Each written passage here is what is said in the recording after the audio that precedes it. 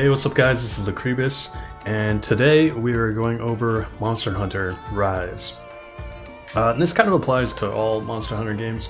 We're just going to be talking about 5 tips that I have from my personal experience with over 10,000 hours in the Monster Hunter series. I know, it's a lot of hours. But we're going to be talking about 5 tips that will make you a better hunter. So if you're feeling like you're always struggling to finish quests solo, or you're always the first one to die, or you're dying over and over again with your team, and your friends are making fun of you, these tips are going to help you. Number 1 is really simple. We're going to start simple, and then we're going to work our way up to more complex tips along the way. And number 1 is just making sure you're eating the right food when you're at the canteen. You want to make sure that you're eating for the build, or you want to eat the food that's going to balance off the weaknesses in your build. So if your build requires sharpen a lot, like let's say your weapon has a tiny bit of blue sharpness, but you want to optimize on that blue sharpness for extra damage, you need to be going for protective polish and razor sharp. Same goes if you're using a bow, you want to be eating for marksman. You want to eat for moxie if you have a really weak build against like physical damage. Like let's say you're using a bow and you're trying to fight a Diablos. Diablos is all physical damage, and bow users and light bow gun users take additional physical damage. So you want to make sure that you're eating for the right options. And this is something that I see a lot of beginners looking, just kind of eating whatever or grabbing whatever they can, but you want to make sure that you're eating correctly. I always use points instead of money, since money is used for literally everything else. So yeah, I just use points. And this game's set up a little bit different. We're using these Dango muffins, or whatever. I don't even know what these are. They're like little balls of food. I think Dango is like those rice balls. But anyway, so yeah, you can see like Dango Polisher, Dango Marksman, Dango Bombardier. So if you're running with gun lance, or you're using sticky ammo in your light bowgun builds, you want to be eating for these to get that additional damage. So this is something that you should definitely be using. So like right now I'm using a bow, so I'm going to use centering, and maybe I'll go for invigorating if I'm worried about my stamina being depleted too much. Since I don't actually run Constitution in this build, it could be nice to have invigorating.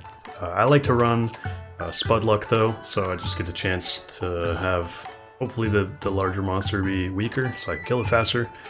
And then typically I'll run some kind of resistance, so that I don't die as quickly. Or I run Moxie, depending on what I'm fighting. If I'm fighting like an Elder Dragon or something that can one-shot me, I run Moxie. If I'm fighting, like for instance, I'm fighting a Baroith, I'll just run Sub-Zero to get the ice resistance. So tip number 2, guys, is plan your dodges ahead of time, and plan your dodge so that you end up in the position where you're going to be facing their weak point. That you can optimize on your combos and deal the most damage to those weak points.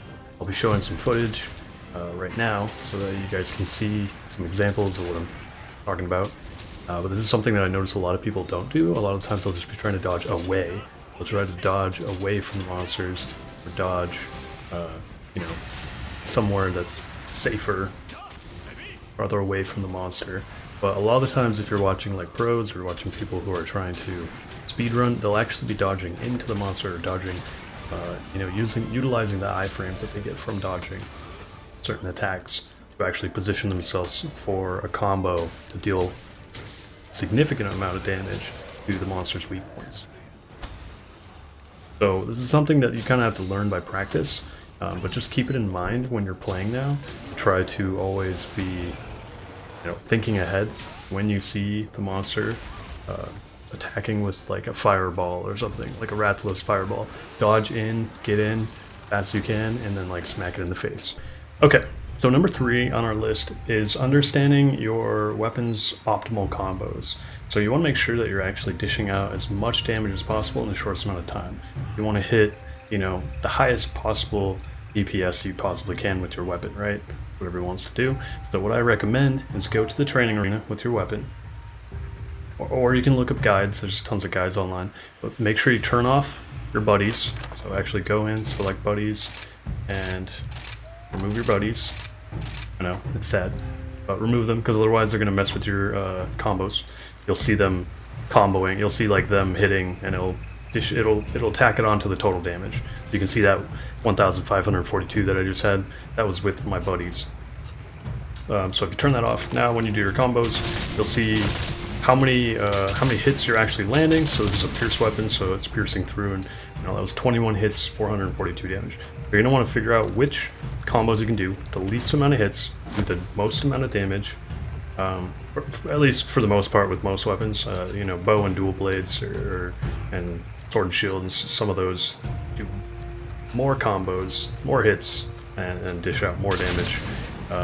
But it depends on how many frames it takes and how much damage you do per second. For the most part, that's a simple way you could look at it: is least amount of hits, highest amount of damage, because you're gonna have to actually land these hits on the monster. So that's the first thing. Second thing is just practice the combos. So obviously there's different combos. Charge levels. I charge up a bunch. I launch a power shot. I jump in and do aerial shots. These are big damage. 1,000 damage and 24 hits is a lot better than 21 hits and 400 damage, which is what I just did a little while ago. So that's a pretty optimal combo. Obviously I had to wait to charge up, so maybe you want to sidestepping, maybe you want to do both charge or both power shots, and then you can do a slicing attack. So you got to kind of practice with your weapon, obviously, figure out what combo is the best for you. But yeah, totally dependent on the weapon of your choice. The number 4 on our list is don't always use the same weapon for every fight. Switch it up. 1, because you're going to gain experience. 2, sometimes different weapons are better for the hunt. For instance, dual blades makes this hunt really, really fast and easy, in my opinion, because I can hit most of all the parts of the monster. And most of his attacks are all poison related. So I'm really just going to be getting hit with a lot of poison related attacks, not that many physical attacks. And if they are physical attacks, like this tongue attack, I'm using a melee weapon, so I'm going to take less damage, because I have more resistance to it. Whereas it doesn't actually, it's only stats attacks and physical damage, right? There's no elemental attacks. So it wouldn't, like using a ranged weapon, which has more resistance to elemental damage, could be really nice. But this monster's kind of small, and its weak point is really just his face and his tail. So the easiest locations for me, in my opinion, is like a hammer, great sword, dual blades, sword and shield, essentially most of the melee weapons. So tip number 5, guys, in our list is know when to use potions. So you shouldn't really be always using potions all the time. I see a lot of people take damage, just like I have this little bit of poison damage, and they'll just start popping a potion, right? Because they feel like they always need full health to be in the fight. A lot of times in these fights, you can actually be running on pretty low health, and mega potions will heal you a ton. But ideally, you want to be running with max potions. You always want to be carrying max potions, and you want to be popping max potions if you're near the monster. So if you take a big hit, especially in G rank, this is going to apply heavily in G rank, Master rank, whatever they call it in Monster Hunter World these days. And you'll want to be taking max potions if you're like within this distance. You're like 5 meters from the monster. If you're far enough away, like that you can easily dodge an attack, or you see the attack coming, take a potion, right? And I know this is pretty simple, but like I see it all the time when playing with new people online.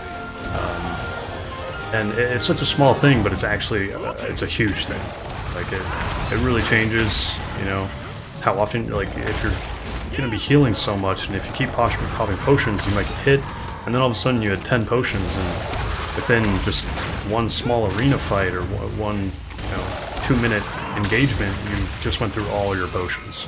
I see it happen all the time, and they're just completely out of potions.